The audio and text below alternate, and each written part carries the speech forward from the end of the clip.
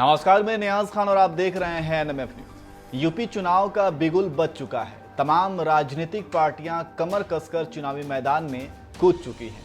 तमाम पार्टियों में जोड़ तोड़ की राजनीति भी शुरू हो चुकी है और जातीय समीकरण के आधार पर भी तमाम पार्टियां रणनीति तैयार कर रही हैं। वहीं इस बार यूपी के चुनावी मैदान में एआईएमआईएम के राष्ट्रीय अध्यक्ष असदुद्दीन ओवैसी की एंट्री ने एक अलग माहौल तैयार कर दिया है। खुद योगी आदित्यनाथ ओवैसी को एक बड़ा नेता बता चुके हैं। हालांकि योगी के इस बयान को राजनीतिक पंडितों द्वारा अलग अलग ढंग से परिभाषित किया जा रहा है। खैर, यूपी चुनाव से पहले एआईएमआईएम के राष्ट्रीय अध्यक्ष असदुद्दीन ओवैसी काफी एक्टिव मोड में नजर आ रहे हैं और वह योगी सरकार पर जमकर निशाना साध रहे हैं। एक न्यूज चैनल से ओवैसी ने बातचीत के दौरान कहा कि उनकी पार्टी ने यह फैसला किया है कि वह यूपी की 100 विधानसभा सीटों पर अपने उम्मीदवार उतारेगी। उन्होंने कहा कि ये जरूरी नहीं कि हम केवल मुसलमानों को ही टिकट देंगे, बल्कि हम सारी बिरादरी के लिए तैयार हैं। ओवैसी ने कहा कि हमारी प्रगतिशील समाजवादी पार्टी के अध्यक्ष शिवपाल सिंह यादव और भीम आर्मी के प्रमुख चंद्रशेखर रावण से बात चल रही है। इस दौरान ओवैसी ने ओपी राजभर के रुख पर भी जवाब दिया।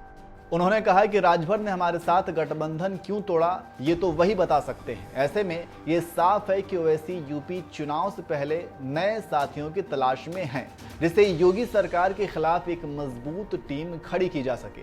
बीजेपी के सपोर्टर होने के आरोप पर ओवैसी ने कहा कि अगर मैं बीजेपी की बी टीम होता तो 2014, 2017 और 2019 में बीजेपी कैसे जीत गई, क्योंकि उस दौरान तो मैं यूपी में नहीं था। उन्होंने कहा कि कोई पार्टी चाहती ही नहीं कि मुसलमानों का एक लीडर हो।